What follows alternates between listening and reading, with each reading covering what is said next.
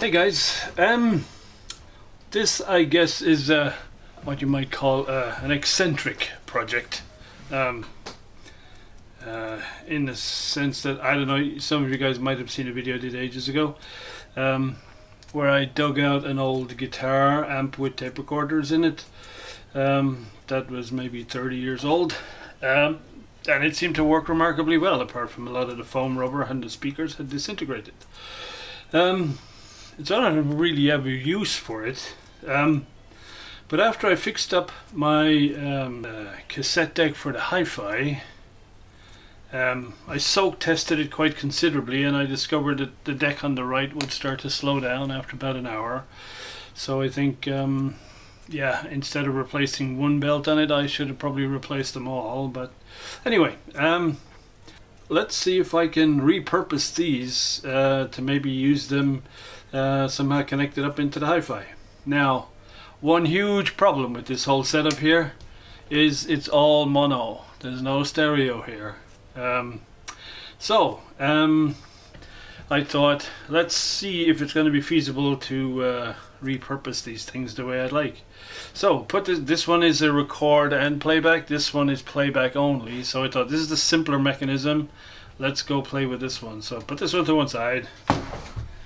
There we get this guy. This is just the front bezel. And another thing I like about the way they built this is the entire mechanism just sort of bolts onto this with 3 screws.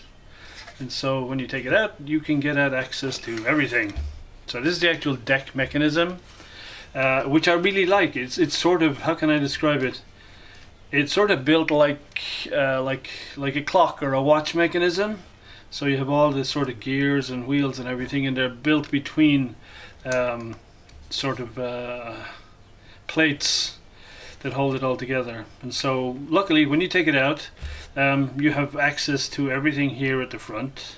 And so I did originally think, well, you know, back in the day, who's going to make a mono tape read-write head, right?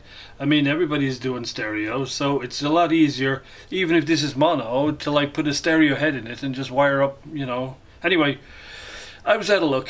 When I opened it up and had a look, it's actually a mono read-write head that was in here.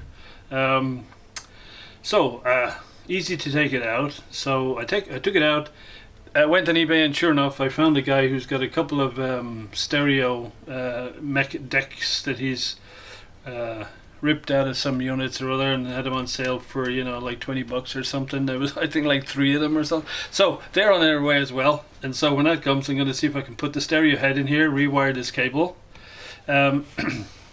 Obviously I want to keep all the drive electronics for the actual speed control and everything else that's there, but I guess I'll have to completely add a new, if you like, audio path to this thing. So that's what I'm going to do. And as I say, I really like these deck mechanisms because they're really robust. And as I say, after all those years sitting idle, the belts are in perfect condition. It's, yeah, so that is it. That is eccentric project number whatever.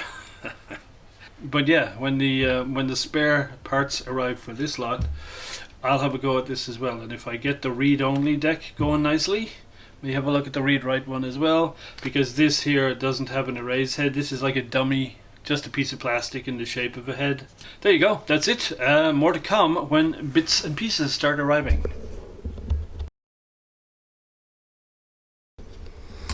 Hey guys, so here is a little update on the Crazy Audio Cassette project. So, as I mentioned before, so the 3 deck mechanisms that I'd ordered up on eBay arrived.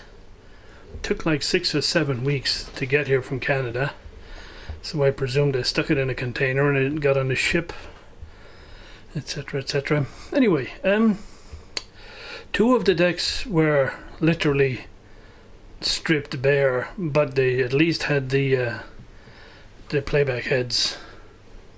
So I took the playback heads out of those. One goes into this deck, one goes in here, so they now have stereo read-write heads in them.